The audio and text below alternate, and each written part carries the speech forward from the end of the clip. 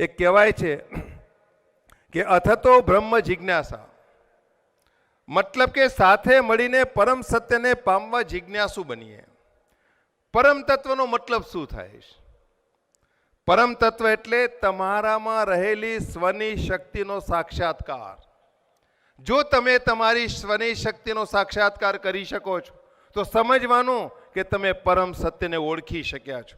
અને પરમ સત્યને જ્યારે તમે ઓળખો ત્યારે તમને ખ્યાલ છે કે સંસ્કૃતિની અંદર પણ, આપણા શાસ્ત્રોની અંદર પણ, જ્યારે તમે શિક્ષણમાંથી, જ્યારે ગુરુકુળમાંથી તમે ગૃહસ્થાશ્રમમાં જાઓ ત્યારે એ વખતે જે પ્રમાણે આપણે આ દીક્ષાંત સમારોહ કરીએ છીએ ત્યારે શાસ્ત્રોમાં જૂના સમયની અંદર એ સમાવર્તન સંસ્કાર તરીકે પણ આ પ્રકારની વિધિ થતી હતી. જ્યારે કૃષ્ણ ભગવાન સાંદીપની આશ્રમમાંથી ગુરુકુળની અંદર પોતાનો અભ્યાસ પૂર્ણ કરીને વિદાય લઈ રહ્યા ત્યારે એ વખતે એમને સમાવર્તન સંસ્કારના ભાગરૂપે સુદર્શન ચક્ર પ્રાપ્ત થયું હતું.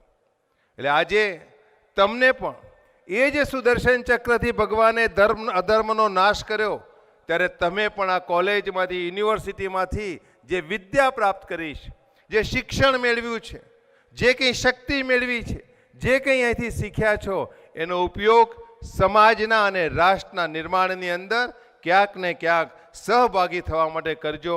એટલી મિત્રો મારી આપ સર્વેને ખૂબ ખૂબ અપીલ છે.